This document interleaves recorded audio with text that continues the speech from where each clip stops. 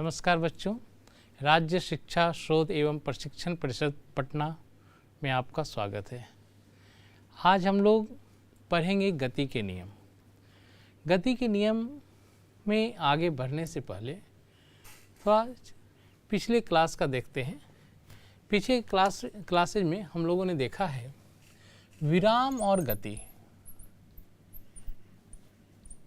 हम लोगों ने देखा है विराम और गति।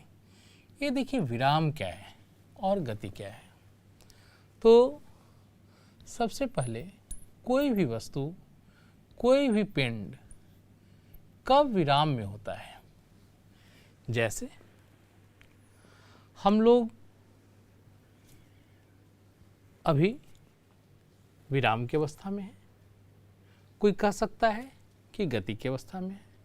जैसे मैं खुद को यदि विराम की अवस्था में कहूँ, मुझे सेम टाइम में कोई चांद के सरफेस से देखता है, उसे हम चांद की सतह से दिखता है, उसे हम गति की अवस्था में दिखेंगे। मीन्स पहले यदि हम कहें विराम होता क्या है, तो किसी निर्दिष्ट बिंदु के सापेक्ष, देखिए इसमें एक वर्ड आया सापेक्ष। मीन्स विराम और गति जो है ये सापेक्षिक वर्ड है। अब मीन्स कोई भी वस्तु या कोई भी पिंड किसी निर्दिष्ट बिंदु के सापेक्ष यदि स्थिति में परिवर्तन न करता हो या उसकी स्थिति में परिवर्तन नहीं होता हो, तो वह वस्तु या वह पिंड विराम में कहलाएगा। तो इसी को यदि कोई वस्तु या पिंड की स्थिति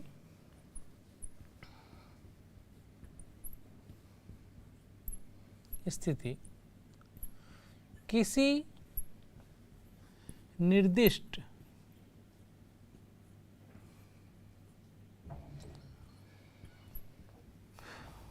बिंदु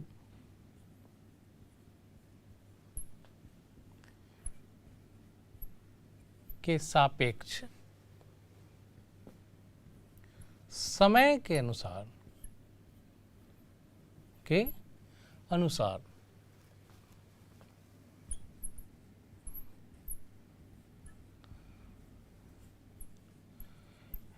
नहीं बदलती हो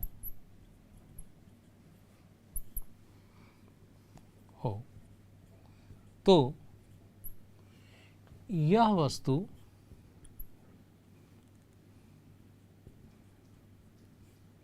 विराम की अवस्था में समझा जाएगा।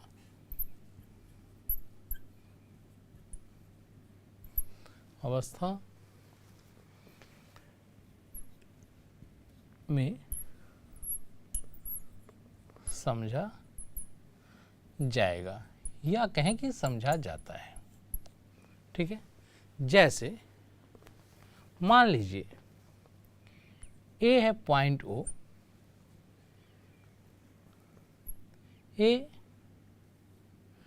कोई वस्तु है जो 12:10:15 से 12:20:15 तक x = 5 मीटर पे स्थित है। अब देखिए 12:10:15 से 12:20:15 तक इस बिंदु के सापेक्ष इस वस्तु के स्थिति में कोई परिवर्तन नहीं आया है और इसलिए यह वस्तु इस समय के दौरान इस बिंदु के सापेक्ष विराम में समझा जाएगा। उसी तरह से यदि हम गति की बात करें, तो यदि कोई वस्तु या पिंड जिसकी स्थिति किसी निर्दिष्ट बिंदु के सापेक्ष समय के अनुसार बदल रही हो तो यह वस्तु गति की अवस्था में समझा जाता है या समझा जाएगा। मैं कह रहा हूँ अब जैसे गति की अवस्था की बात कर रहा हूँ, तो मैंने कहा कि यदि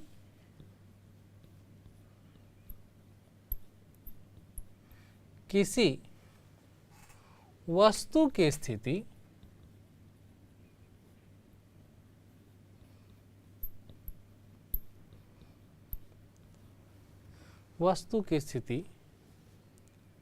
किसी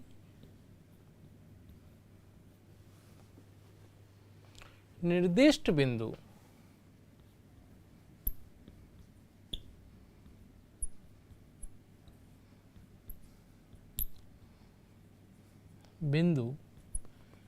के सापेक्ष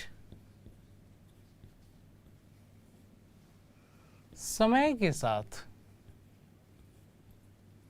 या समय के अनुसार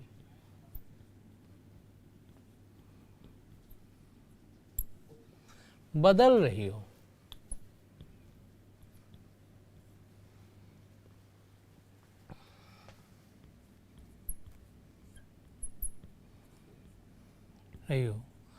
तो यह वस्तु गति की अवस्था में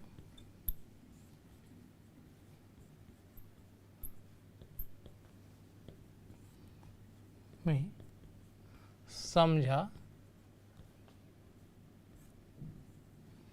जाएगा।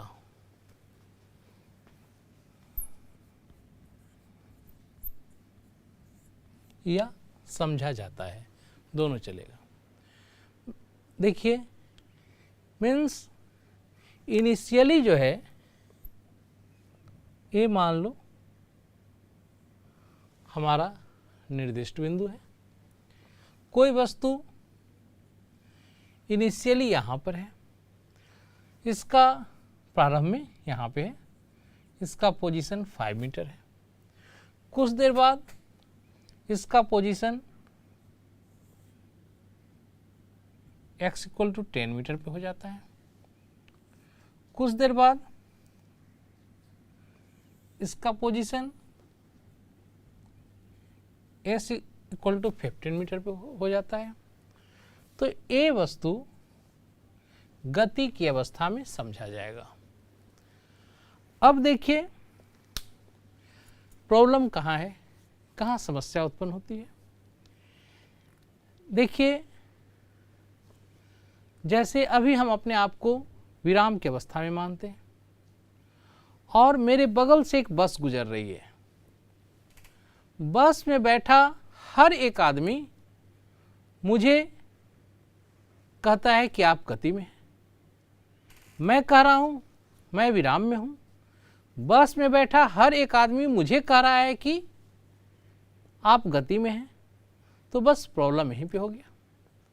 मैं खुद को अभी विराम में समझ रहा हूँ, कोई मुझे चंद्रमा की सतह से देख रहा है, वो मुझे पृथ्वी के मोशन के अनुसार मुझ में मोशन देख रहा है, मुझ में गति देख रहा है और वो कहता है कि आप गति में हैं। तो मैं भी सही हूँ, वो भी सही है, दोनों कैसे सही हैं? तो देखिए विराम और गति सापेक्षिक वर्ड है, एक सापेक्षिक शब्द है, एक रिलेटिव वर्ड्स है, ये दो रिलेटिव वर्ड्स हैं। कोई भी वस्तु जो किसी निर्दिष्ट बिंदु या किसी दूसरे वस्तु के सापेक्ष विराम में है, उसी समय सेम टाइम में वह किसी दूसरे फ्रेम या किसी दूसरे वस्तु के सापेक्ष में गति में हो सकता है। और जो वस्तु गति में है वो किसी दूसरे फ्रेम के सापेक्ष या किसी दूसरे वस्तु के सापेक्ष उसी समय विराम में हो सकता है। जैसे बस पर बैठा हर एक यात्री, चलती हुई बस पर बैठा हर एक यात्री एक दूसरे के सापेक्ष विराम की अवस्था में है। क्यों? एक दूसरे से उनका पोजीशन, उनकी स्थिति चेंज नहीं हो रही है, वो सब एक दूसरे के सापेक्ष विराम में है। लेकिन उसी बस पर कंडक्टर जो पैसे कलेक्ट कर रहा है वो सबके पास जा रहा है, वो सबके सापेक्ष गति में है। अब देखिए, अभी सारा यात्री एक दूसरे के सापेक्ष विराम की अवस्था में है। इसी समय खेत में बैठा हुआ किसान वो उसी बस को देखता है। उसका हर एक यात्री उस किसान को गति की अवस्था में दिखता है। अब देखिए, किसान के अनुसार यदि हम देखते हैं, जो खेत में बैठा हुआ है वो बस को पास करते हुए गुजरते हुए देख रहा है। उसके लिए कंडक्टर तो गति में है ही, हर एक यात्री भी अलग अलग गति में है, क्योंकि उस किसान से हर एक यात्री का भी स्थिति बदल रहा है। जबकि बस का हर एक यात्री का एक दूसरे से स्थिति फिक्स्ड है, पोजीशन फिक्स्ड है, उसका स्थिति में कोई बदलाव नहीं हो रहा है। यदि एक से दूसरे की दूरी 2 मीटर है, एक से तीसरे की दूरी 5 मीटर है, तो समय बदलता जा रहा है, बट ये दूरी जो है उसके बीच का वो बना रह रहा है। इसलिए वो सब एक दूसरे के रेस्ट में है। लेकिन वहीं पर जो किसान है, चूँकि बस गति में है, इसलिए किसान से सबका पोजीशन स्थिति बदल रही है, और इसलिए पूरे बस के यात्री उस किसान के सापेक्ष में गति में हैं, लेकिन एक दूसरे के सापेक्ष में विराम की अवस्था में है। तो मैं ये कहना चाह रहा हूँ कि विराम और गति सापेक्षिक शब्द हैं, और कोई भी वस्तु जो किसी एक फ्रेम के रिस्पेक्ट में या किसी एक वस्तु के रिस्पेक्ट में किसी समय विराम की अवस्था में है, वो उसी समय दूसरे वस्तु के सापेक्ष में गति की अवस्था में हो सकता है। अब देखिए, हमने देखा विराम और गति की अवस्था। इसके बाद हम लोग बढ़ रहे हैं बल के तरफ। देखिए, आप बल के लिए क्या जानते हैं? तो ऐसे आप नीचे क्लासेज में पढ़े होंगे कि पुल और पुश मीन्स खींचना या धकेलना ही बल है, लेकिन यह जो है कंप्लीट परिभाषा नहीं है बल की। तो देखिए, बल होता क्या है? बल वह बाहरी कारण है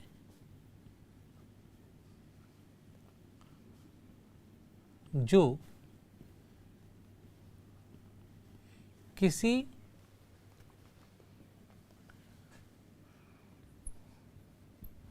वस्तु पर लगकर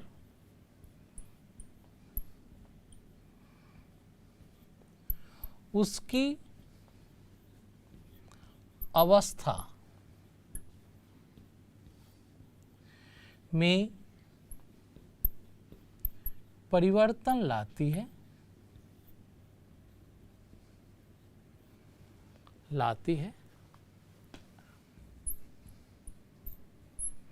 या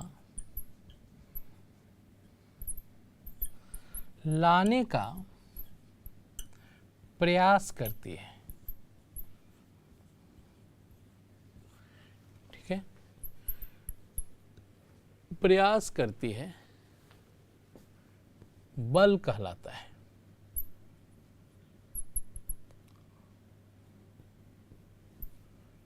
सबसे पहले देखिए, बाहरी कारण है जो वस्तु पर लगकर उसकी अवस्था में परिवर्तन लाती है।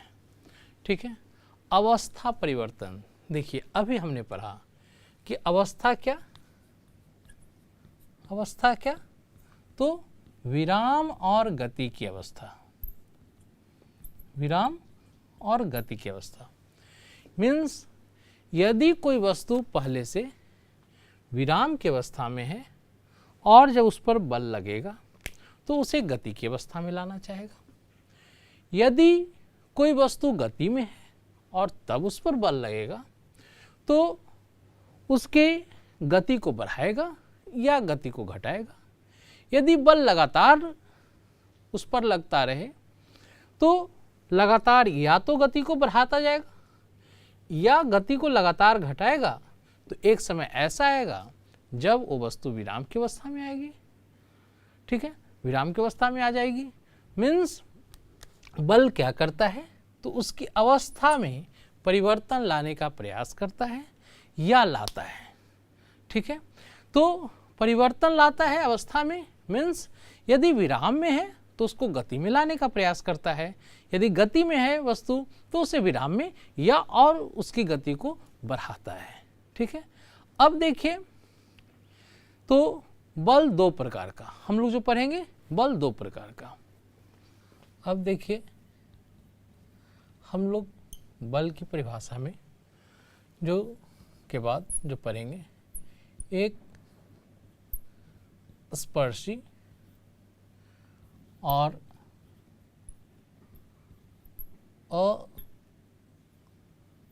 अस्पर्शी बल। तो ये स्पर्शी बल क्या होता है, तो देखिए, स्पर्शी बल वस्तु पर स्पर्श सतह के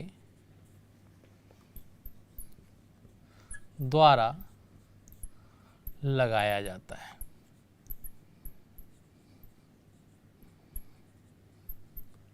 ठीक है, आगे हम लोग पढ़ेंगे इसका उदाहरण, घर्षण बल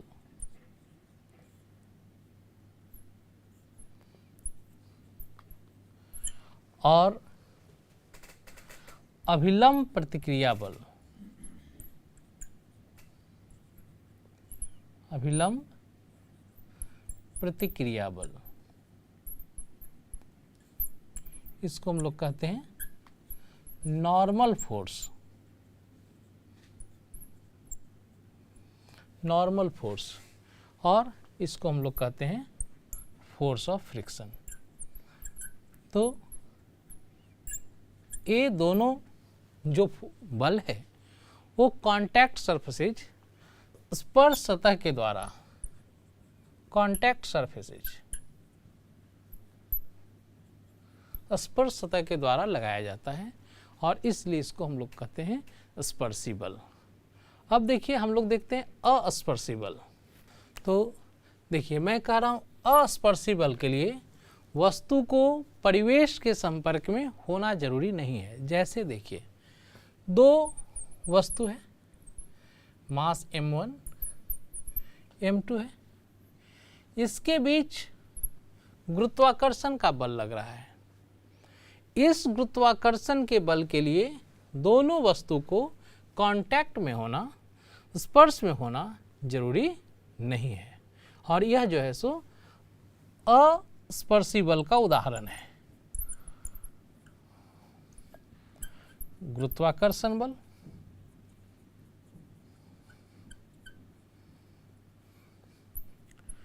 गुरुत्वाकर्षण बल, या दो आवेश, हम लोग 12वीं कक्षा में पढ़ेंगे, दो आवेश के बीच लगने वाला बल। दो चार्ज रखा हुआ है Q1 Q2, इसके बीच जो बल लग रहा है इसको कहते हैं वैद्युत स्थैतिक बल। इसको कहते हैं वैद्युत स्थैतिक बल, इलेक्ट्रोस्टैटिक फोर्स।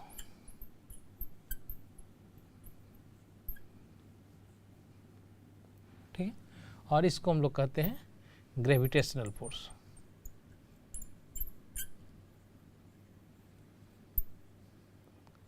तो ये सब जो है अस्पर्शी बल के उदाहरण हुए। अब आगे बढ़ते हैं, आंतरिक बल और बाह्य बल। आंतरिक एवं बाह्य बल या बाह्य बल। ये देखिए, internal and external forces.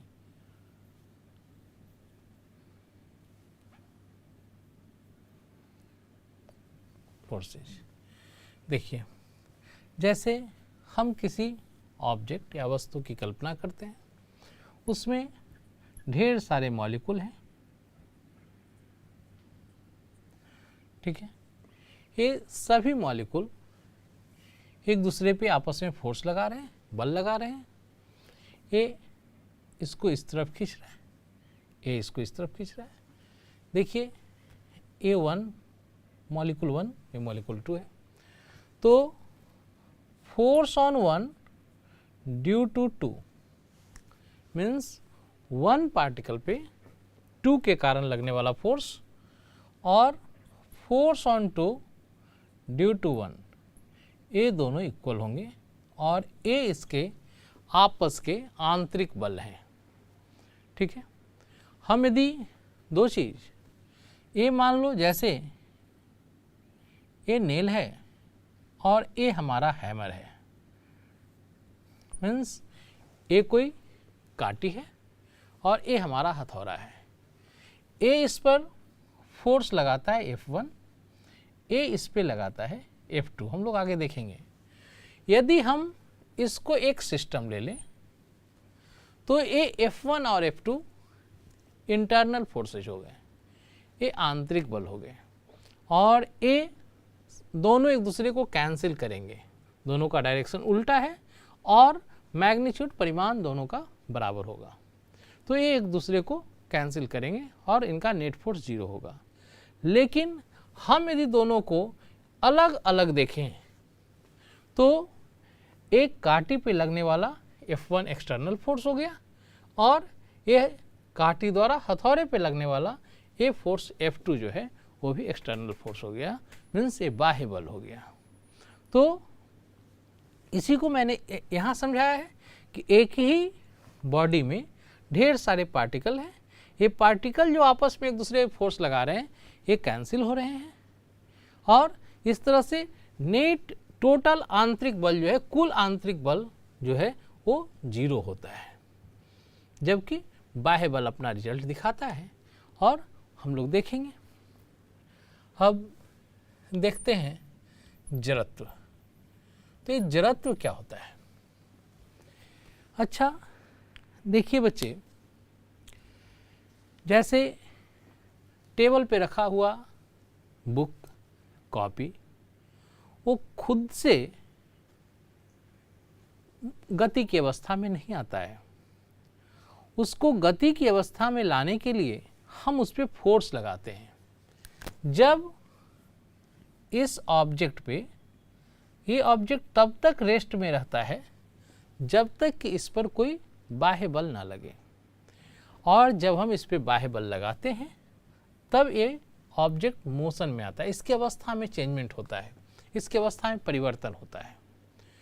तो यानी कि मैं कहूँ कि जड़त्व किसी वस्तु का वो गुण है जिसके कारण वह अपनी अवस्था को बनाए रखता है। जड़त्व के गुण के कारण कोई वस्तु अपनी अवस्था, स्वाभाविक है, गति या विराम,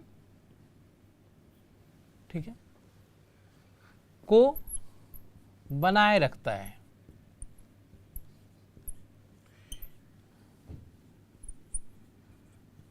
बनाए रखता है, या हम कहें कि मेंटेन रखता है।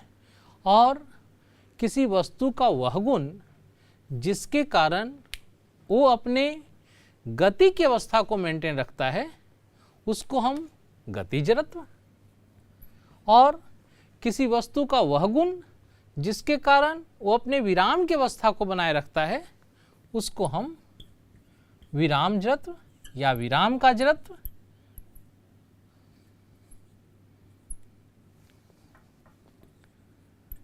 विराम का जड़त्व, इसको इंग्लिश में कहते हैं इनर्शिया ऑफ रेस्ट, और जिसके कारण कोई वस्तु अपनी गति की अवस्था को बनाए रखता है, उसको कहते हैं गति का जड़त्व, मीन्स इनर्शिया ऑफ मोशन। और अब देखिए, कोई वस्तु या कोई फुटबॉल लो, आप उसको किसी एक डायरेक्शन में पैर से मार दो, वो तब तक उस डायरेक्शन में जाते रहता है जब तक कि कोई अवरोध काम न करे। तो मीन्स इनर्शिया के कारण ही, जड़त्व के कारण ही, जड़त्व के गुण के कारण ही कोई वस्तु अपने दिशा को भी बनाए रखता है, तो उसको कहते हैं दिशा का जड़त्व।